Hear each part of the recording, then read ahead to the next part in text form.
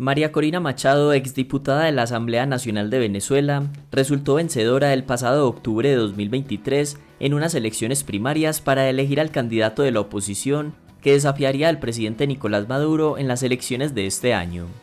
Luego de conocer los resultados, Machado declaró: "Lo que nos espera es un camino arduo, lo sabemos. Tenemos clara la naturaleza del régimen al que nos enfrentamos, y estas primarias llenas de obstáculos y desafíos lo demuestran". Días antes a la celebración de las primarias para elegir al candidato de la oposición, el gobierno de Estados Unidos y el de Venezuela habían llegado a un acuerdo en Barbados para que Maduro permitiera celebrar elecciones presidenciales democráticas supervisadas internacionalmente. Y de igual forma, Estados Unidos levantó algunas sanciones económicas que recaían sobre las exportaciones petroleras de Venezuela. Con esta nueva medida, vigente por 6 meses, Venezuela podía vender y exportar petróleo y gas sin restricciones en cuanto a clientes o destinos. Sin embargo, el Departamento del Tesoro de Estados Unidos dijo en un comunicado que estaba preparado para imponer de nuevo las sanciones si Maduro no cumplía con los acuerdos pactados con la oposición. A pesar de esto, el Tribunal Supremo de Justicia de Venezuela ratificó el 26 de enero que María Corina Machado quedaba inhabilitada para ser candidata presidencial por presuntos fraudes fiscales, lo cual ha sido denunciado por la oposición como una jugada con motivaciones políticas. Como respuesta, Estados Unidos reimpuso sanciones a una empresa minera venezolana y amenazó con reimponer más sanciones si Venezuela no cumple los acuerdos que se pactaron en octubre con la oposición con el fin de llevar a cabo unas elecciones justas y supervisadas. Finalmente, a estas presiones de Estados Unidos, Nicolás Maduro declaró que iban a ganar las elecciones por las buenas o por las malas. Máxima unión y movilización cívico-militar, que el equipo gana y vamos a ganar, por las buenas o por las malas, vamos a ganar, siempre a ganar. De manera que las preguntas son: ¿por qué es tan difícil que Maduro salga del poder? ¿Y cómo llegó Venezuela a su estado actual de decadencia política y económica? Hay varias razones que explican por qué será tan difícil sacar a Maduro del poder, ya sea por la vía democrática o no. En primer lugar, porque Maduro cuenta con el apoyo incondicional de las Fuerzas Armadas. En otro país probablemente ya se habría dado un golpe de estado, pero en Venezuela las Fuerzas Armadas están politizadas y a los militares les han ido entregando el mando de varios sectores estratégicos de la economía venezolana. En 2016, Venezuela puso a los militares a cargo de la distribución de alimentos y medicinas, y si los militares en medio de una población hambrienta son los primeros en acceder a la comida, es difícil que se rebelen contra el gobierno. Además, una investigación de la agencia de noticias AP encontró que los militares se estaban lucrando de la distribución de alimentos, cobrando hasta 100 veces más el precio fijado por el gobierno. Por otro lado, el presidente de PDVSA, la empresa estatal petrolera venezolana, es un coronel del ejército. El ministro de la Alimentación es un mayor general que participó en el golpe de estado de 1992 en compañía de Hugo Chávez. El ministro de Agricultura también es un militar que participó en el golpe de estado de 1992. Estos son solo algunos casos, así que es difícil creer que los militares se vayan a ir en contra de Maduro, porque de una u otra forma se están beneficiando de la revolución socialista. En segundo lugar, otra razón que dificulta la salida de Maduro es que Venezuela tiene uno de los programas de clientelismo más desarrollados de América Latina. Uno de los programas sociales más grandes es el Carnet de la Patria, el cual es indispensable para acceder a ciertas ayudas económicas. El carnet almacena la información del ciudadano y es utilizado, por ejemplo, para comprar gasolina subsidiada. Quien no lo tenga debe pagar un precio más alto. También sirve como billetera digital, en la cual los portadores reciben distintos bonos monetarios del Estado. Por lo tanto, dicho carnet se convirtió en un medio de control social y de compra de votos. De hecho, el mismo Nicolás Maduro lo admite públicamente. Es lo primero. Todo el que tenga carnet de la patria tiene que ir a votar el 20 de mayo. Eso es dando y dando. Yo estoy pensando en darle un premio al pueblo de Venezuela que salga a votar ese día con el carnet de la patria, lo estoy pensando. En tercer lugar, el gobierno venezolano controla los medios de comunicación. En unos 20 años se han cerrado más de 400 medios de comunicación. De los 110 periódicos que existían en el país, apenas quedan alrededor de 10. La restricción del gobierno para importar el papel en el que se imprimen las ediciones hizo que la mayoría de los medios migraran por obligación al mundo digital. Varias cadenas extranjeras han sido expulsadas del país, y desde la época de Chávez se instauró la práctica de emisiones obligatorias para todos los medios audiovisuales para pronunciar discursos irrelevantes de horas de duración por parte del presidente. Esto sin mencionar el ataque constante a periodistas críticos de la revolución bolivariana. Por lo tanto, en Venezuela cada vez son menos las fuentes de información que difieren de las ideas del gobierno.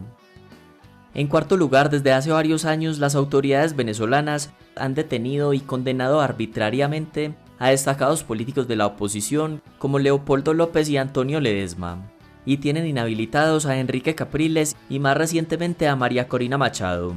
De modo que es claro que cuando aumenta la popularidad de un candidato opositor, el gobierno aliado con la justicia ha encontrado la forma de disminuir sus aspiraciones políticas. Y por último, otra razón que explica por qué es difícil que Maduro deje el poder es porque la población venezolana ha llegado a un punto de desesperanza y resignación que ya no tienen como objetivo hacer control político o protestar, sino que la mayoría tiene como propósito diario la supervivencia. En Venezuela el 81.5% de la población está bajo el umbral de la pobreza, de los cuales el 53.3% vive en situación de miseria, según los cálculos realizados en 2022 por la Universidad Católica Andrés Bello.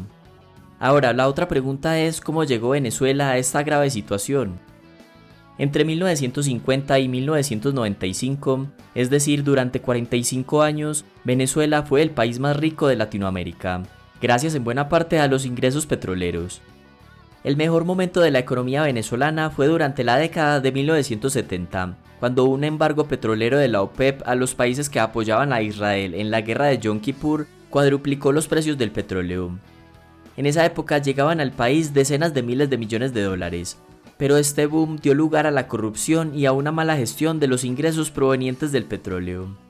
En 1976, en pleno auge petrolero, el gobierno nacionalizó la industria petrolera y creó la Empresa Estatal de Petróleos de Venezuela S.A., conocida como PDVSA.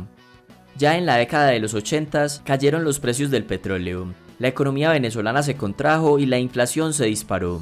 Al mismo tiempo se acumuló una enorme deuda externa mediante la compra de refinerías extranjeras como Citgo en Estados Unidos, por lo que el presidente venezolano Carlos Andrés Pérez lanzó un paquete de austeridad como parte de un rescate financiero del Fondo Monetario Internacional. Las medidas provocaron disturbios mortales. Este panorama fue aprovechado por el militar Hugo Chávez, quien en 1992 dio un golpe de estado fallido.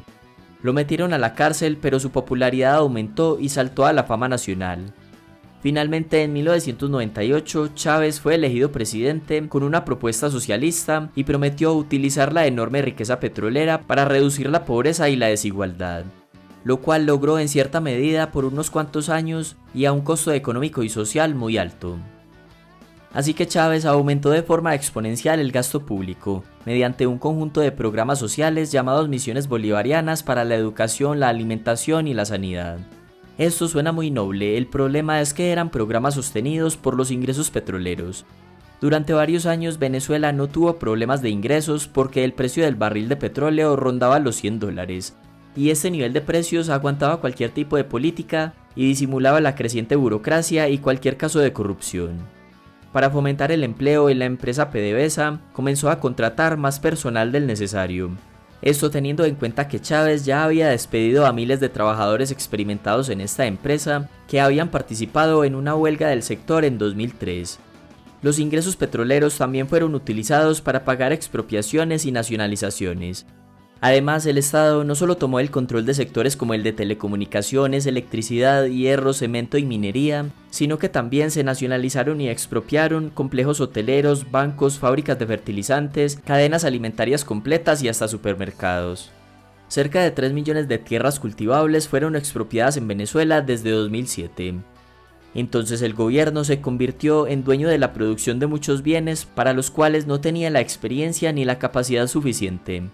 Y como era de esperarse, la mayoría de estas iniciativas empresariales a cargo del Estado fueron un fracaso. Todas estas ineficiencias se hicieron visibles cuando el precio del petróleo comenzó a caer en 2014. Sumado a la drástica disminución de ingresos petroleros, El panorama era el siguiente: un sector privado insignificante debido a las expropiaciones y a la incertidumbre, una costosa nómina estatal y sobre todo programas sociales que financiar. Como respuesta a la falta de ingresos, el gobierno decidió imprimir dinero en el Banco Central, lo cual terminó provocando una de las hiperinflaciones más altas y duraderas de la historia. El gobierno culpó a los empresarios de manipular los precios y anunció el control de precios, lo cual lógicamente no detuvo la inflación, sino que provocó escasez de bienes, porque si los costos de los insumos para producir un bien superan el precio final del bien, no hay incentivos para producirlo. Por lo tanto, el control de precios, la escasez de insumos, la hiperinflación, la caída en la producción petrolera, la caída en el precio del petróleo y muchos otros factores llevaron a Venezuela a una grave crisis económica y social que provocó la salida de más de 7 millones de venezolanos, es decir, el 25% de la población del país. Mientras tanto, Nicolás Maduro aspira en 2024 a ser elegido por otros 6 años más, por lo que es probable que la situación del país siga teniendo un panorama muy negativo. Hasta acá el video y muchas gracias por llegar al final.